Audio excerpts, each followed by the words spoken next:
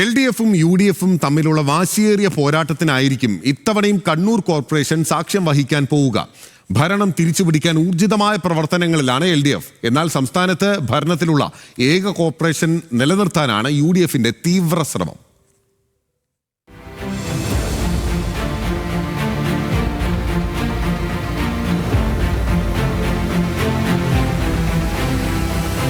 സംസ്ഥാനത്തെ 6ാമത് കോർപ്പറേഷനായി കണ്ണൂർ കോർപ്പറേഷൻ രൂപീകരിക്കുന്നത് 2015 നവംബർ 1-നാണ്.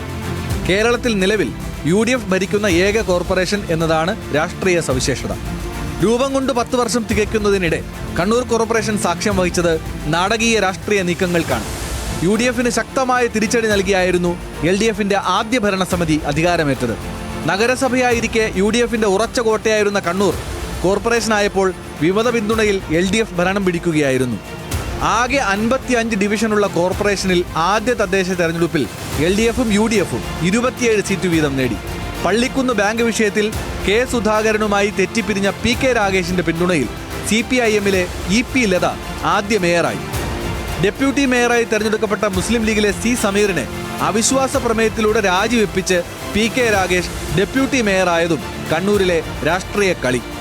കാലാവധി പൂർത്തിയാകും മുന്നേ രാഗേഷ് തന്നെ LDFനെ അധികാരത്തിൽ നിന്ന് താഴെ ഇറക്കുകയും ചെയ്തു. 2 ഭരണസമിതികൾ മാത്രമാണ് അധികാരത്തിൽ വന്നതെങ്കിലും 10 വർഷത്തിനിടെ 5 മേയർമാരും 4 ഡെപ്യൂട്ടി മേയർമാരും ചുമതല വഹിച്ചതും കണ്ണൂർ കോർപ്പറേഷന്റെ പ്രത്യേകതയാണ്. 2020 തദ്ദേശ തെരഞ്ഞെടുപ്പിൽ UDF പഴയ പ്രതാപം തിരിച്ചുപിടിച്ചതോടെ കോൺഗ്രസിലെ TO മോഹനൻ മേയറായി. കോൺഗ്രസും മുസ്ലിം ലീഗും മേയർ സ്ഥാനം വിഭജിച്ചെടുക്കാനുള്ള ധാരണയിലാണ് കോർപ്പറേഷനിൽ UDFന്റെ ഭരണം. നിലവിൽ മുസ്ലിം ലീഗിലെ മുസ്ലിഹ് മഠത്തിലാണ് മേയർ. നിലവിൽ 55-ൽ 35 ഡിവിഷനും UDFനാണ്. കോൺഗ്രസിന് 21, ലീഗിന് 17 എന്നതാണ് കക്ഷിനില. CPIMന്റെ 17ഉം CPIയുടെ 2ഉം ചേർത്ത് 19 കൗൺസിലർമാരാണ് പ്രതിപക്ഷത്ത്. പള്ളിക്കുന്ന് ഡിവിഷനിൽ നിന്ന് വിജയിച്ച VK ഷൈജുവാണ് ഏക BJP പ്രതിനിധി. അമൃത് പദ്ധതിയുടെ നടത്തിപ്പ്, മാലിന്യ സംസ്കരണം, ഭവന പദ്ധതികൾ എന്നിവയിൽ മികവ് തെളിയിക്കാനായി എന്നാണ് ഭരണപക്ഷത്തിന്റെ അവകാശവാദം. കേരളത്തിലെ 6 കോർപ്പറേഷനിൽ ഏറ്റവും മികച്ച പ്രവർത്തനം നടത്തിയ കോർപ്പറേഷനായിട്ട് കണ്ണൂരിനെ മാറ്റാൻ കഴിഞ്ഞു എന്നതാണ് ഏറ്റവും പ്രധാനപ്പെട്ടമായ കാര്യം. നിസ്സാരമായ ചില കാര്യങ്ങൾ, അതല്ലെങ്കിൽ കോർപ്പറേഷന് പരിഹരിക്കപ്പെടാൻ പറ്റാത്ത ചില വിഷയങ്ങൾ, ആ വിഷയത്തിൻ്റെ അടിസ്ഥാനത്തിലാണ് CPM വന്ന് സമരം ചെയ്തത്. സംസ്ഥാന ഗവൺമെൻറ്റിൻ്റെ അനുമതി കിട്ടാത്തതിൻ്റെ പേരിൽ കാലതാമസമുണ്ടായ മൾട്ടി ലെവൽ കാർ പാർക്കിംഗ് അഴിമതിയാണ്, നടപ്പാക്കുന്നില്ല, ഉദ്ഘാടനം ചെയ്യണം എന്ന് പറഞ്ഞാൽ നമുക്ക് എങ്ങനെ ചെയ്യാൻ വേണ്ടി പറ്റും? ഇപ്പോഴാണ് അനുമതി കിട്ടിയത്. ആ അനുമതിയുടെ അടിസ്ഥാനത്തിൽ ഇപ്പോഴും പ്രവൃത്തി നന്നായിട്ട് വരുന്നു, നടക്കുന്നു. മിക്കവാറും 1 മാസം കൊണ്ടോ 1.5 മാസം കൊണ്ടോ അത് പൂർത്തീകരിക്കാൻ വേണ്ടി കഴിയും.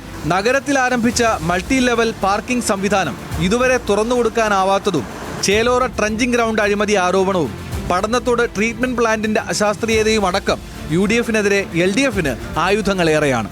പല രൂപത്തിലുള്ള അഴിമതി ആരോപണങ്ങൾ കോർപ്പറേഷൻ്റെ UDF ഭരണത്തിനെതിരെ, പ്രത്യേകിച്ച് TO മോഹൻ്റെ കാലത്ത് ഉണ്ടായിട്ടുള്ള ഒട്ടേറെ അഴിമതി ആരോപണങ്ങൾ, ആ അഴിമതി ആരോപണങ്ങളുടെ ഭാഗമായിട്ട് വിജിലൻസിലേക്ക് അടക്കം പരാതി പോയിട്ടുണ്ട്. ചേലോറയുമായിട്ട് ബന്ധപ്പെട്ട കാര്യം നമുക്കെല്ലാവർക്കും അറിയുന്നതാണ്.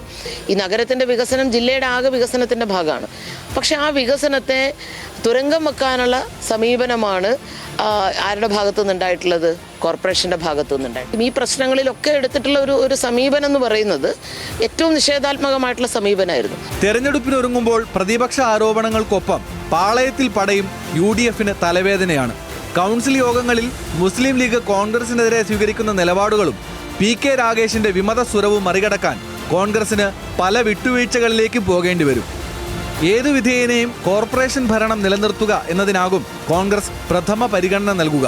എന്നാൽ കണ്ണൂർ കോർപ്പറേഷൻ ബാലികേറാമലയല്ലെന്ന് മനസ്സിൽ കണ്ടാണ് LDF തെരഞ്ഞെടുപ്പിനൊരുങ്ങുന്നത്. വികസനം തന്നെയാണ് പ്രധാന ചർച്ച. രാഷ്ട്രീയ നീക്കങ്ങളും നിർണായകമാകും. കണ്ണൂർ കോർപ്പറേഷൻ ഭരണം നിലനിർത്താൻ UDFും പിടിച്ചെടുക്കാൻ LDFും കളത്തിലിറങ്ങുമ്പോൾ ഇരുകൂട്ടർക്കും പ്രതീക്ഷകൾ ഏറെയാണ്. മോനിഷ് മോഹനോടൊപ്പം നിഖിൽ അളവൂർ, ന്യൂസ് മലയാളം, കണ്ണൂർ.